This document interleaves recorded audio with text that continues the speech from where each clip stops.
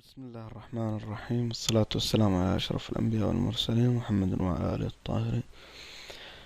السلام عليكم ورحمة الله وبركاته. أخوتي الكرام، اليوم عندنا نقول درس بسيط، أو خلني نقول محادثة بسيطة. تمام. هي عبارة عن كيفية التحكم بالصوت ودمجه وما إلى ذلك، يعني من برنامج الأدوبي أوديشن.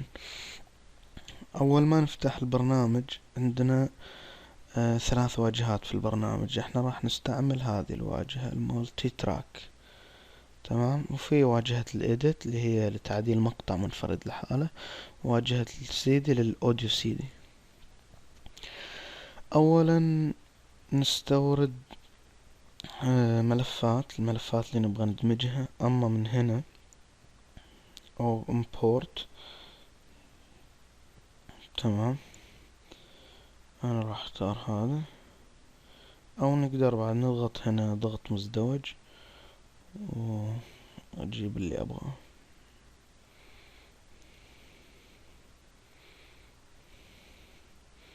هذا تمام. الآن نسحب المقاطع لساحة العمل،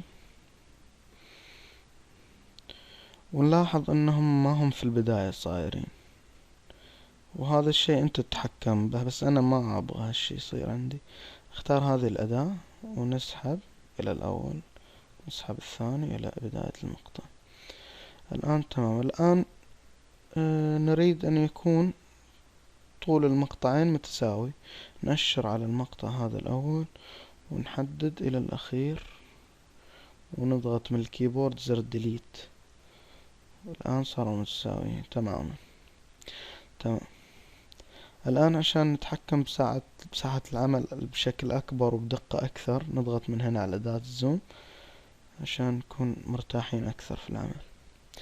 الآن عندنا شيئين: أما أننا نستعمل هذه الدوائر.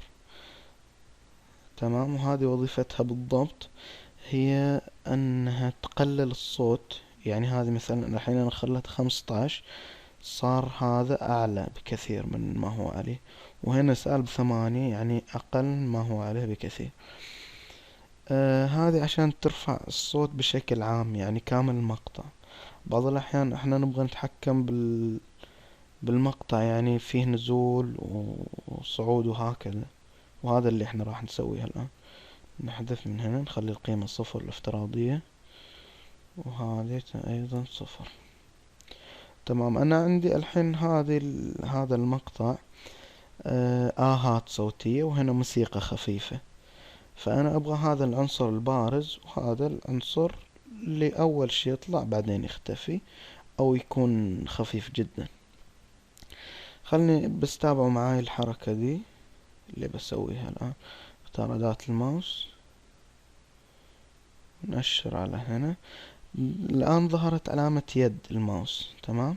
وعلى علامة زائد نضغط. هي كفكرة الكي فريم في برامج الفيديو كالافتر افكت او البريمير. ننزل. زين. احنا نبغاها كذا، من اول مقطع تبدأ، بعدين تنزل تنزل تنزل الى ان نوصل لاخر المقطع وننزل. زين كذا تمام تقريبا. وهنا بالعكس، هنا فل الحين للصوت، ونبغى نرفعه اكثر. من هنا مثلا نخلي القيمة كذا. تمام. ممكن نجرب الحين عاين العمل.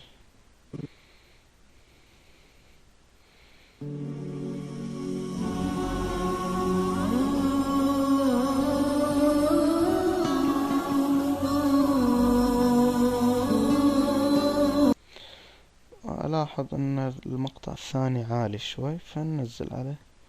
وهذا يرجع لك أنت كمصمم، يعني فأنت اللي تشتغل على عملك كما يجب. ممكن كذا ممتاز.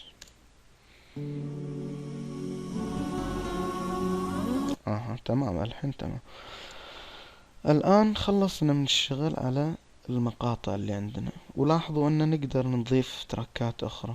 هنا نضيف مقطع إلى هذا، ونضيف مقطع أيضا للباقي، ولكن أنا اكتفيت باثنين لكي أوضح الفكرة فقط. الآن نجي نخزن العمل كمقطع واحد من فايل export audio mix down. تمام. طلع لنا نافذة السيف، نسميه الاسم اللي نبغاه.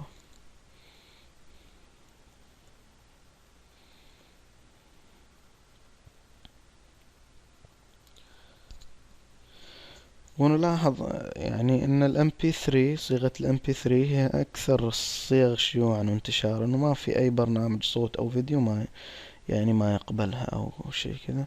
ولك الخيار انت ان تخزن على كيفك، يعني اما MP3 WMA، هذا الخيار يرجع لك.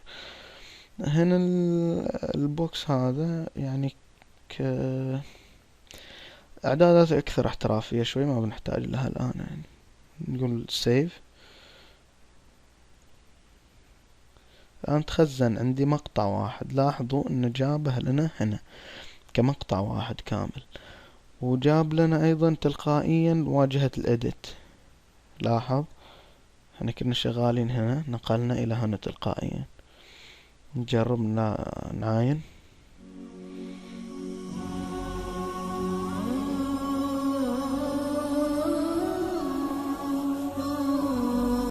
تمام. انا لاحظ ان الموسيقى اللي حطيتها خفيفة جدا، قد ما تبين يعني، وهذا من رأيي انا، ما يعني كل شخص ورأيه الشخصي.